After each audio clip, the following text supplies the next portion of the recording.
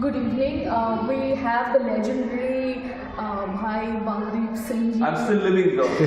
So call me a living legend. A living legend with a sense of humor. So, in this time of cultural amnesia or cultural appropriation, what do you think about the revival of the indigenous Gurbani or the form that you're performing? Well, so it's been now my 39th year of field work. And you see, the conversation about our civilization, the Indic idea of life, is yet to be had. The majority of South Asia was decolonized India.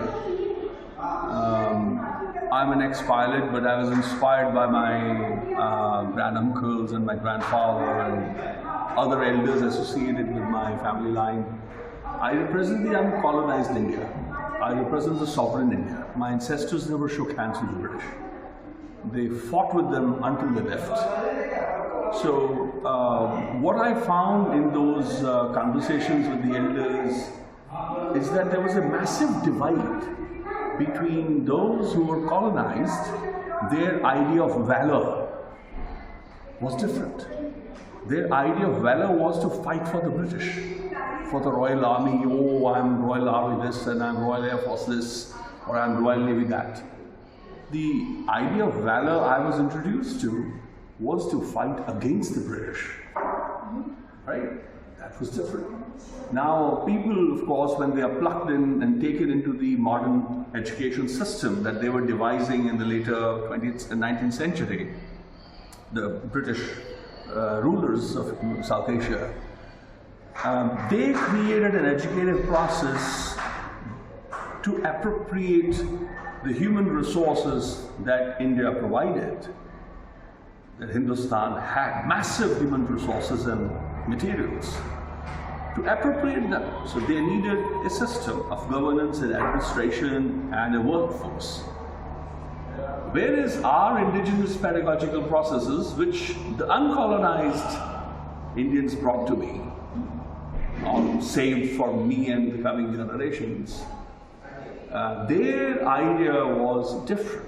Their idea is not just to get a certificate in 3 years or 4 years, to get some sort of an accreditation or certification and to be able to find employment, to be of use.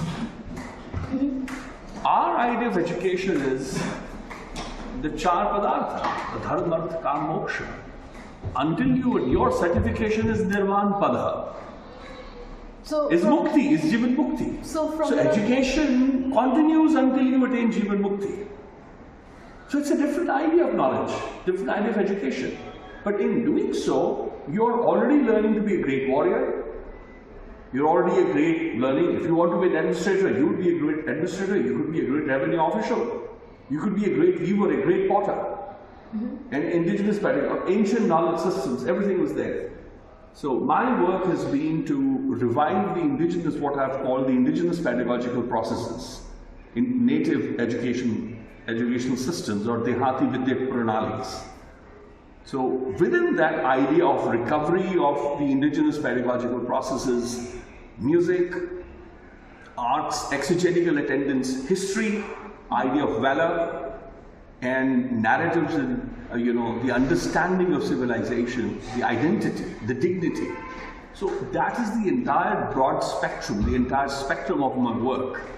So I'm also a calligrapher, I'm also a poet. Wow. So I'm a percussionist, I'm a Dhrupadi Rabab, I'm a politician, I'm a statesman. So that's the Indic idea. It's a very comprehensive idea of mentorship. There's nothing exempt कि आजकल क्या हो गया है कहीं कि जी जनाब मेरे हिंदी बोल सकता हूँ थोड़ा जनाब मैं पंजाबी भी बोल सकता हूँ थोड़ी थोड़ी आती है हिंदी भी थोड़ी आती है उतनी पंजाबी आती है बांग्ला बोल भी नहीं कैसे कहते हैं तो कहे मैंने कहा कि जनाब मेरे बाएं आंख में दर्द है कहे कि नहीं मैं नहीं आपका कुछ कर सकता मैंने कहा बाहर ले गए आंखों के डॉक्टर हैं कहे कि नहीं मैं दाहिनी आंख का डॉक्टर हूँ बाएं आंख मुझे नहीं देखनी आती so that's the kind of specialization but we had an idea of education was a comprehensive idea of knowledge So it's complete knowledge. So the paradigm shift from being in the aviation industry in the 90s, 80s, yeah, 90s, and with the foundation coming into the fore, and of course we cannot let you go without talking about the musical aspect, the kirtan, the instruments involved, the techniques involved, the gayaki. Or even though I don't speak your language, I do listen to your music. Because music has no language. But language, even I didn't mean to interrupt your question, but just to add to your question that Gurbani is the Gurmukhi script, but there are 24 languages and 120 dialects. Punjabi is a little body. There is Maghai, there is Maithili.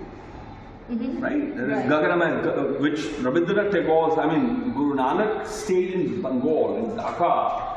The Baul tradition is part of the Udasi text, sect. Who started the Udasi? Who was the first Udasi? Guru Nanak. They are Nanakpanthis. These divides and this memory went away only at the end of the 19th century. Before that, there was everybody. Baba Sri Chand lived so much, there are Nanak mats everywhere. Guru Gobind was born in Patna Sahib, what is now Patna, in Patna, Patliputra. But Guru Tegh Bahadur at that time was teaching in Dhaka. And my ancestor was there with him. So the idea of, the civilizational connects as, talking of my sense of humor, I think Rabindranath Tagore had a great sense of humor. He says, one day he said, if you want the best human species, मेरी उनसे लड़ाई होती है वो कहते हैं कि marry the Bengali woman with a sardar. You are the greatest human civilization. तो मेरी माँ लड़ती है क्यों हमें क्या कमी है? So the idea of sanskar, the understanding of that, and the old Punjab, not the contemporary Bhangra Punjab and Danwala Punjab, the scholar Punjab, the warrior Punjab, the saint warrior. The idea, his love, his first poem as at age 10, written in Shimla, that's on Guru Gobind Singh. That's the kind of it's a cultural amalgamation. The impact of the old Darbar Sahib music is 80-85% of Rabindra music is inspired from that. The rag forms and song forms, because that's the bhakti marg. Yeah, he's a saintly elder. He's not just an artist. You cannot encapsulate Rabindranath Tagore as a mere artist. He's a patron. He's a patron not just of people in his times, but he's a patron of the Indic civilization in his times. So they are these kind of elders, like me, are pillars of the Indic civilization in their own times. And that flame continues. And there's a connectivity and there's a conversation. Is there any favorite kirtan or something, that you have from your ancestors? I have, Bhai Baldeep Singh. They've taught me, of course, the one, I was about to say, for example, Tagore Sahib translated the Aarti of Guru Nanak. It is originally written in Maithili, it's not in Punjabi. And what Tagore Sahib, Rabindranath Tagore, called it the anthem of the entire humanity. So let me sing the original, the oldest living Aarti hymn of Gagan Maithal.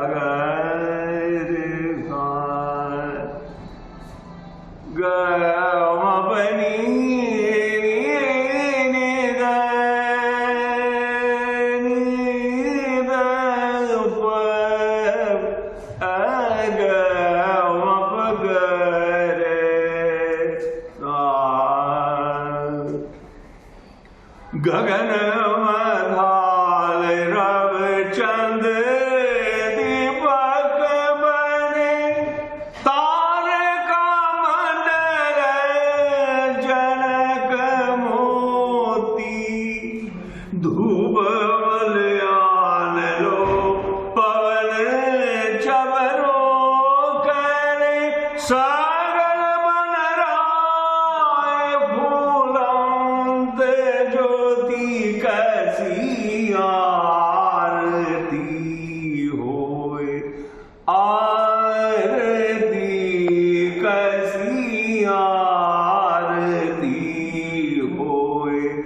भव खंडना तेरी आरती अनहता सब गवाजंत हेरी आरती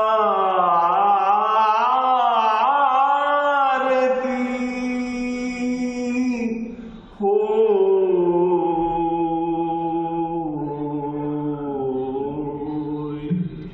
It's the oldest living Aarti Dhun from the Golden Temple tradition, which Tagore Sahib would listen. Now it has become extinct. So the revival of instruments and the song forms, the original aesthetical ideas, the ornamentations that were used, they were in use at the time of the authors of Gurbani. So my focus has been, it's more of like as Professor Dr. Madan Gopal Singh called, it's my work is not dealing just with the memory. We usually say that memories can become hazy. What you're doing, he says to me, is that this is more of an excavation. It's an archaeological work.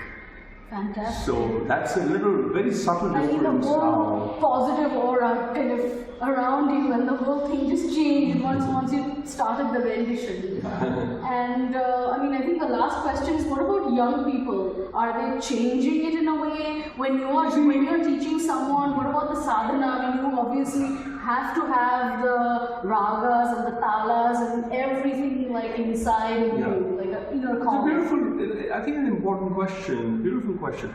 You see, my experience has been, I've now taught quite a while now, 34 plus years.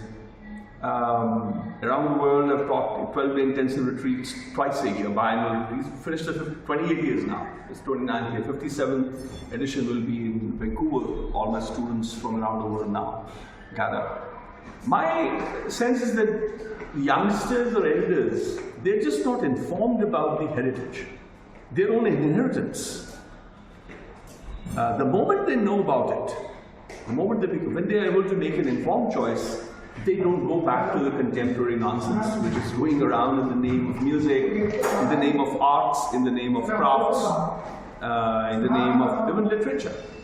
So I think when Guru Nanak and his successors, they built by way of so much sacrifice. You just need to look at Guru Nanak's poetry, Guru Gobind Singh's poetry through Rabindranath Tagore's of Banda Singh Bahadur, how Tagore story tells about them. The nation wouldn't have been without them. But they took 239 years. But since the British came, you see, before that, no Mughal or no other invader or ruler destroyed heritage. They didn't do cultural genocides. Yeah, but here, the disruption of the passage from knowledge from one generation to another, the support systems that were in place were slowly dismantled. And my family has a memory of all of that. So it's not an empty rhetoric. I got receipts to show. So the point is that the destruction of our cultural heritage throughout South Asia that began around 1850, 57, 1860 onwards, 75 years of the so-called independence, but India sadly went into the hands of the colonized Indians. It should have gone, Taliban knows better. They kicked the Americans out, but they also threw the American colonized folks also out. हमारा वो गए तो उन्हीं को बिठा दिया जो उनके गुलाम थे. हाँ, वो सुभाष चंद्र बोस को नहीं जानते, वो मेरे बुजुर्गों को नहीं जानते. गांधी मरा तो बुला ले, हाँ जी आइए. He sang, Baba Jwala Singh sang, my great uncle when Gandhi died. वो हार पहना देना अच्छा है, आप बहुत अच्छे हैं. But the entire thing. So the people who had no idea about the Indic civilization suddenly were bosses. In 1950, they made India a republic without asking the zamindari system. How did they take care of potters within their own domain? What did they do about musicians in their domain? Yes. They're talking to a Raja or a Rani or a Begum or people who had domains, who were the chiefs of their own local regions, whether they were just a few villages or they were bigger kingdoms. For thousands of years, our ancestors knew how to live. They knew how to brew how to churn the makhan, and then to sustain it, how to disseminate it. Those systems had to be taken. Now we're looking at everything, at ourselves through some sort of an imaginary Western lens. So I think the newer generation, the younger generation, I'm in a period where a revival has occurred. I'm in the process of consolidation, consolidating the knowledge systems. I've in the last few years. I mean, I started at the head of the oldest school of Pakhawaj in South Asia. And 11th of February, I started writing my Pakhawaj book. It's a compilation of old knowledge. It's not just an author's fancy. It's gone over 1,700 pages. I write about 80-20 hours a day. So consolidation is important. Once that happens, then we're able to take that consolidated material, even if it's like acupressure point, checkered memory, whatever has been possible to recover from the ruins of South Asia, and then to make it disseminable and inform the coming generation. I'm sure there'll be great ambassadors who will want to wake up, to relearn the idea of Indic civilization. What about the discipline aspect? Like for the younger generation, everything is more like instant. कभी इश्क हुआ है आपको? जब इश्क होता है ना, उसमें कोई घड़ी नहीं देखता है कि अच्छा 2 घंटे काम करना है, 5 घंटे को इश्क होता है, बंदा लट्टू हो जाता है। मेरे को नहीं उठना पड़ता यार काम करूं, मैं सोता हूँ, रमन जी सब जानते हैं, तो सोता हूँ जब मेरा सर ऐसे जाता है। I go down, I have a bed closest to my table. That much my wife allows कि अपनी स्टडी के बीच में उसने इसको सो जाएगा, वही सो जाएगा। Because if I walk down the stairs, come down, उसको मालूम फिर आके ना खबरें देखने लग जाएगा, इसके 4 घंटे फिर लग जाएंगे, फिर कहेगा अब तो नींद नहीं आ रही, जाके फिर लिखने लग जाओ। So my feet have begun to swell sometimes because I'm standing or I'm sitting. So जुनून जो होता है, इश्क होता है ना, अपनी सभ्यता से, अपने वतन से या किसी काम से, तो फिर वो समा और डिसिप्लिन अपने आप आ जाता है। फॉर एग्जाम्पल गुरु अर्जुन देव जी की रचना है, वो कहते हैं हटवानी धन माल हाट, जैसे बिजनेसमैन है, कैपिटलिस्ट है, उसको उसका चिप लगा हुआ है धन माल से, अपने कारोबार से। जुआरी जुए माहे चीत, जैसे गैम्बलर है, उसका चिप लगा है गैम्बलिंग से। जुआरी हटवानी धन माल हाट मीत, जुआरी जुए माहे चीत, अमली जिन्हें अमल खाए, अमली जो है एडिक्ट है, जिस इंटेंसिटी से वो अमल खाता है, एडिक्शन लेता है, त्यों हरिजन जीवे हरि दयाए। वैसे ही हरिजन, हरि का जो जन है, परमेश्वर का भगत है, वो हरि की आराधना करके जीता है। वो कहते हैं मेघ समय मोर नृत्यकार, मेघ जब आता है तो मोर नृत्यकार तांडव करने लग जाता है, उसकी ट्रांसफॉर्मेशन हो जाती है बादलों को देखकर। मेघ समय मोर नृत्यकार, रण देख सुवृचित उल्लास, युद्ध का मैदान देखकर सुरमा तैयार हो जाता है कि आओ दिखाऊं मैं किस योग की हूं। माता बालक देख आनंद, माता जब अपने बालक को, बच्चे को देखती है, जो आनंद को प्राप्त होता है, कहते त्यों हरिजन जीवे जप गोविंद, उसी इंटेंसिटी से, उसी मोहब्बत से उसका ध्यान धरता है। सो डिसिप्लिन आ जाता है जब इंफॉर्मेशन होती है। सिखाया हुआ इम्पोज डिसिप्लिन कभी काम नहीं आता। आप 2 दिन चेक कर लेंगे, कैमरा लगा देंगे, काम करो, वो कभी काम नहीं होते। हम लोग अब तो बूढ़े हो चले, हम जानते हैं जो अपने आप में माना हुआ ना, उसको कहते हैं यार तुम जाओ भाड़ में, हम तो भाड़ में रहते हैं। तुम खाओ खसमा को, हम तो खसमा को खाते रहते हैं, अपनी दाल नहीं गलेगी। People who are inspired are the people fun to work with. And that becomes a privilege to, even if you find 1, 2, 3 people, small boys and a girls club can rock civilization, can make and unbreak nonsense, and then really usher in an era of cultural resurgence and renaissance back to our nation, back into our civilization.